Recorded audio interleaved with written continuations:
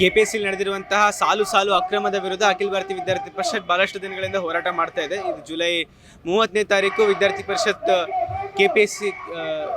KPSC ಕಚೇರಿ ಮುಂದೆ ಮುತ್ತಿಗೆ ಹಾಕಿತ್ತು. ಅದಾದ ನಂತರ ವಿದ್ಯಾರ್ಥಿ ಪರಿಷತ್ ಕಾರ್ಯಕರ್ತರನ್ನ ಬಂಧಿಸಿದ್ರು.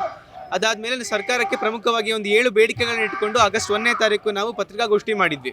ಅದರ ಮೂಲಕ ಸರ್ಕಾರಕ್ಕೆ ನಮ್ಮ ಬೇಡಿಕೆಗಳನ್ನ ತಿಳಿಸ್ಲಿಕ್ಕೆ ಪ್ರಯತ್ನ ಪಟ್ವಿ. ಅದರಲ್ಲಿ ಮೊದಲನೇದಾಗಿ ಪ್ರಮುಖವಾಗಿ ಇದ್ದಿದ್ದೇನೆಂತಂದರೆ, ಈ ಪ್ರಕರಣದ ತನಿಖೆಯನ್ನು ಒಂದು ನಿಷ್ಪಕ್ಷಪಾತವಾದಂಥ ತನಿಖೆ ಆಗಬೇಕು, ಅದಕ್ಕೋಸ್ಕರ ಅದನ್ನ CBIಗೆ ವಹಿಸಬೇಕು ಅನ್ನೋದು ನಮ್ಮ ಮೂಲ ಬೇಡಿಕೆ ಆಗಿತ್ತು.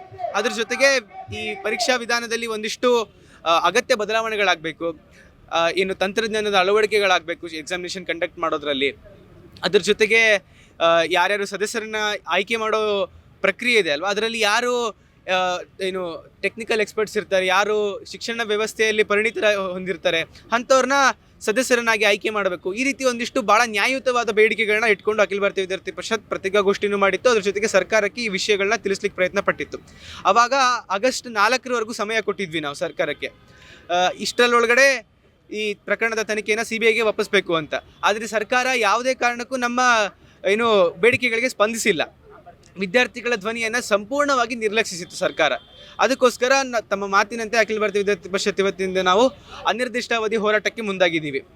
ಇದು ನಿರಂತರವಾಗಿ ಹೋರಾಟ ನಡೆಯುತ್ತೆ. ಎಲ್ಲಿವರೆಗೂ ಸರ್ಕಾರ CBIಗೆ ವಹಿಸಲ್ವೋ, ಎಲ್ಲಿವರೆಗೂ ತಪ್ಪಿತಸ್ಥರಿಗೆ ಶಿಕ್ಷೆ ಆಗಲ್ವೋ, ಅಲ್ಲಿವರೆಗೂ ನಮ್ಮ ಹೋರಾಟ ನಿಲ್ಲಲ್ಲ.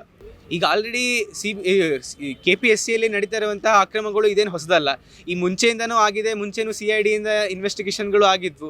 CID ಮತ್ತೆ ಸರ್ಕಾರದ ಕೆಳಗಡೆನೆ ಬರೋ ಕಾರಣದಿಂದ ಯಾರು ಇವ್ರನ್ನ ನೇಮಕಾತಿ ಮಾಡ್ತಾರೆ, ಯಾರು ಈ ಸದಸ್ಯರನ್ನ ನೇಮಕಾತಿ ಮಾಡೋರೇ ಮತ್ತೆ ಇವ್ರ ಮೇಲೆ ತನಿಖೆಯನ್ನು ಮಾಡೋದು ಎಷ್ಟು ನಿಷ್ಪಕ್ಷಪಾತವಾಗಿರುತ್ತೆ, ಎಷ್ಟು ಪಾರದರ್ಶಕವಾಗಿರುತ್ತೆ ಅನ್ನೋ ಪ್ರಶ್ನೆಗಳಿರುತ್ತೆ. ಅದಕ್ಕೋಸ್ಕರ ಒಂದು ಉನ್ನತ ಮಟ್ಟದ ತನಿಖೆ ಆಗಬೇಕು. CBIಯಿಂದ ಆಯ್ತಂದ್ರೆ ಯಾವುದೇ ಇನ್ವಾಲ್ವ್ಮೆಂಟ್ ಇರಲ್ಲ ಈ ರಾಜ್ಯ ಸರ್ಕಾರದ್ದು ಅನ್ನೋ ಒಂದು ಭರವಸೆ ನಮ್ಮಲ್ಲಿದೆ. ಆದ ಕಾರಣಕ್ಕೋಸ್ಕರ ಒಂದು ನಿಷ್ಪಕ್ಷಪಾತವಾದ ತನಿಖೆಯನ್ನಷ್ಟೇ ಆಗ್ರಹಿಸ್ತಾ ಇದ್ದೀವಿ.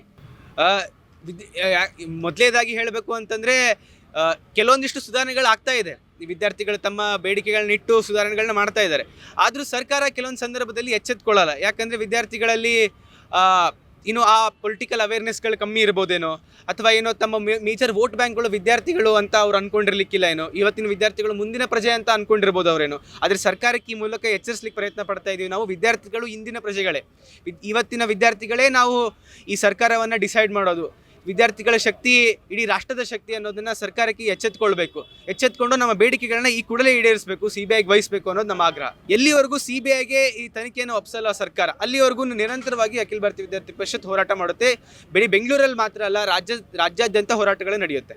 ಅದೇ KPSC ಎಕ್ಸಾಮ್ಸ್ ಏನು ನಡೀತದೆ ಹಗರಣದಲ್ಲಿ, ಇವಾಗ ನಾನು ಹೆಚ್ಚು ಜನ ಎಕ್ಸಾಮ್ಸ್ ಬರ್ತಿದ್ದಾರೆ. ಬಟ್ ಆ ಲಿಸ್ಟಲ್ಲಿ ಒಬ್ರದ್ದು ಹೆಸರು ಇರಲಿಲ್ಲ. ಮತ್ತು 80 ಲಕ್ಷ ಏನಕ್ಕೆ ಬೇಡಿಕೆ ಇರ್ತಿದ್ದಾರೆ ಅಂತ ಗೊತ್ತಿಲ್ಲ ಸರ್ಕಾರ. ಮತ್ತು ಈ ಸರ್ಕಾರದಲ್ಲಿ ಏನಕ್ಕೆ 80 ಲಕ್ಷ ಕಷ್ಟಪಟ್ಟು ಓದಿರೋ ಜನಗಳು ಏನು ಮಾಡಬೇಕು ಅಂದ್ಕೊಂಡಿದ್ದಾರೆ ಸ್ಟೂಡೆಂಟ್ಸ್ನ ಗೊತ್ತಾಗ್ತಾ ಇಲ್ಲ.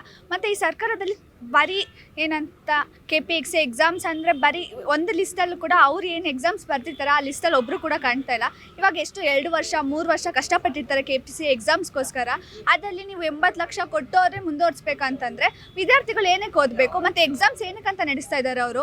ಎಕ್ಸಾಮ್ಸೇ ನಡೆಸೋದು ಬೇಡ, ಅದು ಬಿಟ್ಟು 80 ಲಕ್ಷ ಅವ್ರು ಏನು ಇಸ್ಕೊಂಡು ಕೆಲಸ ಕೊಡ್ಬೋದಲ್ವಾ? ಮತ್ತು ಅದು ಕಾರಣಕ್ಕಾಗಿ ಏನಕ್ಕೆ ಎಕ್ಸಾಮ್ನ ನಡೆಸ್ತಿದ್ದಾರೆ ಅಂತ ನನಗಂತೂ ಗೊತ್ತಿಲ್ಲ. ಅದು ಬದಲು ಇವಾಗ ಅದರ ತನಿಖೆಗಳನ್ನು CBIಗೆ ಕೊಡಲೇಬೇಕು. ಕೊಟ್ಟಿಲ್ಲ ಅಂತಂದರೆ ಈ ಹೋರಾಟ ಇಲ್ಲೇ ಮುಂದೆ ನಡೀತಾ ಇರುತ್ತೆ. ಇವಾಗ ಶಾಂತಿ ರೂಪದಲ್ಲಿ ಹೋರಾಟ ನಡೀತಿದೆ, ಬಟ್ ಮುಂದಿನ ಕಾರಣದಲ್ಲಿ ಶಾಂತಿ ರೂಪದಲ್ಲಂತೂ ಹೋರಾಟ ನಡೆಯೋದಿಲ್ಲ. KPSC ಎಕ್ಸಾಮ್ಸ್ ಏನಿದೆ ಹಗರಣನ CBIಗೆ ಒಪ್ಪಿಸಲೇಬೇಕಂತ ನನಗಂತೂ ನಂಬಿಕೆ ಇದೆ. ಯಾಕಂದರೆ CBI ಕೆಲಸನೇ ಅದು ಮಾಡೋದೊಂದು, ಬಟ್ ಅದು ಸರ್ಕಾರ ಅಂಡರಲ್ಲಿ ಒಂದು ಬರಲ್ಲ ಮೇನಾಗಿ.